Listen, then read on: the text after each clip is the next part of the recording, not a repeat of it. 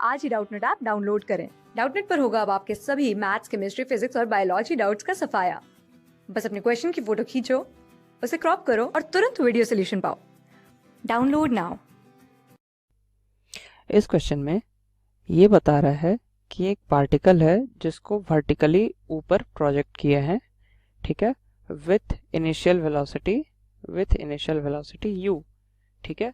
और हमें यहाँ क्या क्या फाइंड करना है, हमें यहाँ पे ये फाइंड करना है कि सबसे पहले तो मैक्सिमम हाइट क्या थी, मैक्सिमम हाइट जिसको h से डिनोट कर रहे हैं उसकी वैल्यू क्या है, ठीक है।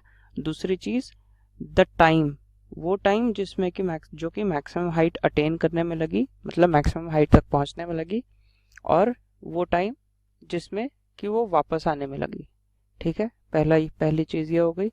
दूसरी चीज जब वापस वो ग्राउंड को हिट करता है तो उसकी वेलोसिटी क्या है, और तीसरी डिस्प्लेसमेंट क्या है, और डिस्टेंस जो ट्रैवल किया वो क्या है, ठीक है। तो आइए क्वेश्चन सॉल्व करते हैं। तो सबसे पहला ए,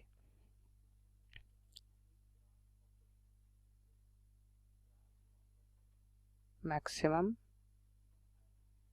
हाइट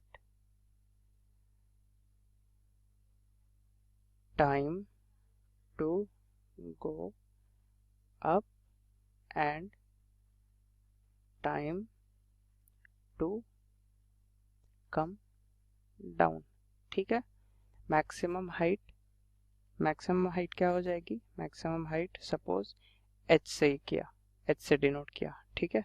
तो मैक्सिमम हाइट को बाद में देखते हैं, सबसे पहले इसका time to go up and time to come down निकालते हैं, ठीक है।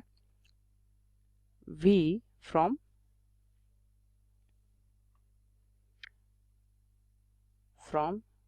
First equation of motion, v equals u plus at। Maximum height पे v की वैल्यू 0 होती है, मतलब फाइनल वेलोसिटी की वैल्यू 0 होती है, equals u minus g t. G negative इसलिए लिया क्योंकि जी नेगेटिव डायरेक्शन में लग रही है, देयरफॉर ये t को आप कैपिटल में लिख लेते हैं, time equal to u upon g. इसका मतलब कि जो टाइम मैक्सिमम हाइट तक जाने में लगी, ठीक है, वो टाइम थी u अपॉन जी। अब यहाँ पे ये होता है कि जो मोशन होता है वो एक जैसा होता है, मतलब नीचे से ऊपर जैसा जाता है वैसा ही ऊपर से नीचा भी आता है। मतलब कि सपोज यहाँ u से उसको प्रोजेक्ट किए थे और फिर वो h तक आते आते जीरो हो गया, जीरो वेलोसिटी हो गया आते आते, ठीक है। तो ये वापस जब जीरो से गिरना शुरू करेगा तो वो नीचे आता आता उसी वेलोसिटी को पालेगा जिससे वो ऊपर चला था, मतलब u से अगर ऊपर चला था तो u से ही वो नीचे भी आएगा। तो टाइम टू गो अप और time to go down, to come down, ये दोनों इक्वल होते हैं। So time to go up equal to time to come down equal to u upon g, ठीक है। फिर अब दूसरे question, velocity when maximum height निकालनी है, s equal to ut plus half at square.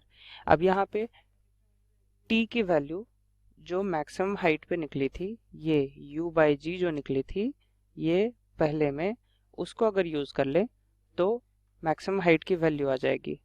सो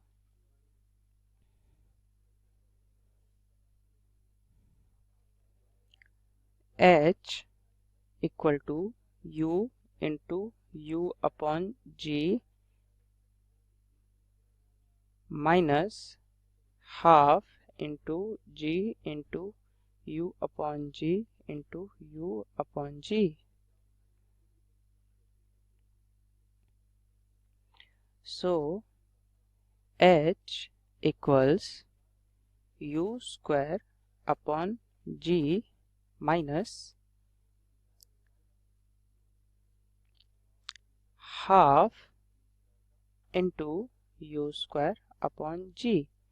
तो यहाँ से u square upon g common ले लिया, 1 minus 1/2 equals u square upon 2g। Now coming to the b part, coming to second part, what is the velocity when particle returns to the ground? मतलब कि जब वो वापस ground से project होकर के फिर ग्राउंड पे आ जा रहा है तो उसकी जो नेट डिस्प्लेसमेंट है वो 0 हो जा रही है। ठीक है, तो from third equation of motion v square minus you square equals 2 into A into S. यहाँ पे s की वैल्यू मतलब डिस्प्लेसमेंट की वैल्यू 0 है, so this quantity is 0। Therefore v square equals you square और v इक्वल टू u। मतलब कि ये उसी वेलोसिटी से ग्राउंड को स्ट्राइक करेगा जिस वेलोसिटी से वो ग्राउंड से प्रोजेक्ट किया गया था। And then the final third part, the C part, displacement.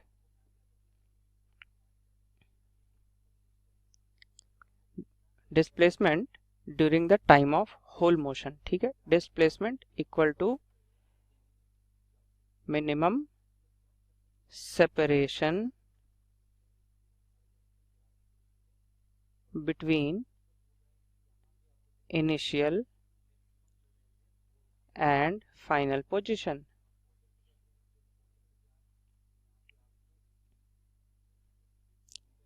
Since particle को वर्टिकली अपवर्ड्स प्रोजेक्ट किए थे तो वो वर्टिकली डाउनवर्ड आकर गिरेगा, मतलब बिल्कुल उसी जगह पे, वो जिस जगह से चला था उसी जगह पे चलेगा और फाइनली डिस्प्लेसमेंट जो होगी वो 0 हो जाएगी। So displacement equal to 0। But distance जो होता है, distance equal to total path length. So जब प्रोजेक्ट किया गया था when particle was going upwards तो h तक गया, और फिर जब पार्टिकल वाज कमिंग डाउन तो भी उसने h डिस्टेंस ट्रेवल की। So total distance covered equals to h। How? h plus h। So this is the solution to this question। Class 6 से 12 से लेके नीट, IIT, जेईई मेंस और advance के level तक 10 मिलियन से ज्यादा स्टूडेंट्स का भरोसा। आज ही डाउनलोड करें डाउटनेट ऐप या व्हाट्सएप कीजिए अपने डाउट्स 8400 400 400 पर।